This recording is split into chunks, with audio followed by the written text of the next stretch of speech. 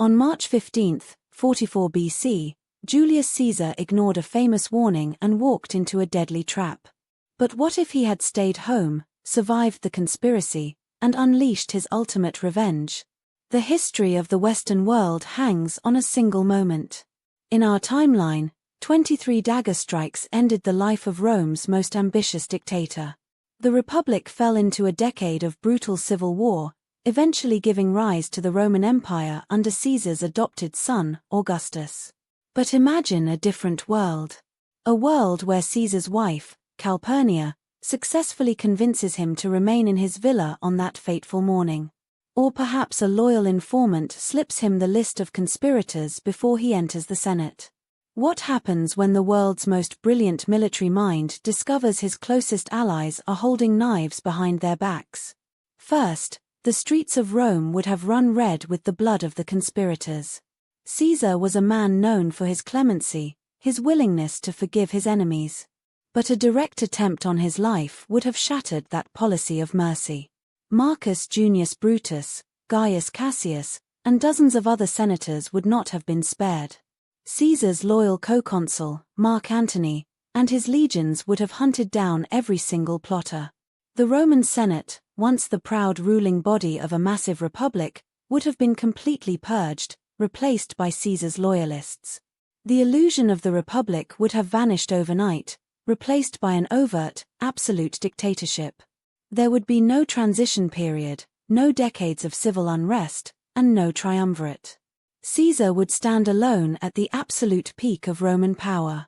With Rome firmly under his iron fist, Caesar would have turned his gaze to his ultimate obsession, the East. At the time of his assassination, Caesar was just days away from launching a massive military campaign against the Parthian Empire, located in modern-day Iran and Iraq. Parthia was Rome's greatest rival, a wealthy superpower that had humiliated Rome a decade earlier by defeating Marcus Licinius Crassus and capturing the sacred Roman legionary standards. Caesar wanted revenge, and he wanted glory. In our timeline, this campaign never happened.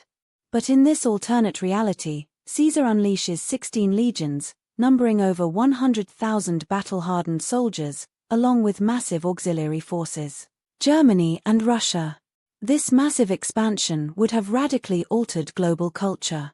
The fusion of Roman, Greek, Egyptian, and Persian cultures would have occurred much faster and more deeply than it did in our timeline. Alexandria, Rome, and Ctesiphon would have become the joint capitals of a colossal, transcontinental empire. Furthermore, Caesar's survival would have completely changed the history of Egypt. Caesar's lover, Cleopatra, was the Queen of Egypt. They had a son together named Caesar Ion. In our history, Caesar Ion was executed by Augustus to eliminate any rival claims to Caesar's legacy. But with Caesar alive, Caesar Ion would have been groomed as a primary heir, potentially uniting the Roman state with the wealthy Ptolemaic dynasty of Egypt under a single ruling family. This would have shifted the center of gravity of the Roman world permanently to the east, making the wealthy Greek-speaking Eastern Mediterranean the true heart of the empire. But what about Caesar's health and eventual succession? Caesar was already in his mid-50s on the Ides of March, and he suffered from a condition historians believe was epilepsy or a series of mini-strokes. He could not have ruled forever. Eventually, he would have had to pass the crown. In our timeline, his grandnephew Octavian became the first emperor, Augustus, after winning a bloody civil war. In this alternate world, Caesar might have lived long enough to personally train Octavian in the art of governing a global empire, or perhaps he would have favored Caesar Ion, leading to a different kind of dynastic struggle after his death. Regardless of who succeeded him, a world where Caesar survived the Ides of March is a world where the Roman Empire was larger, richer, and far more Eastern-centric. The Dark Ages might have been avoided entirely, or delayed by centuries, as a unified European and Asian empire maintained global stability. The history of humanity was rewritten by 23 stab wounds. If even one of those blades had missed, our world today might look completely unrecognizable. What do you think would have happened if Julius Caesar had survived that fateful day? Would he have successfully conquered Parthia, Or would his empire have collapsed under its own massive weight? Let me know your thoughts in the comments below. If you enjoyed this journey into alternate history, make sure to hit that like button and subscribe for more deep dives into the great what ifs of human history. Thank you for watching, and we will see you in the next episode.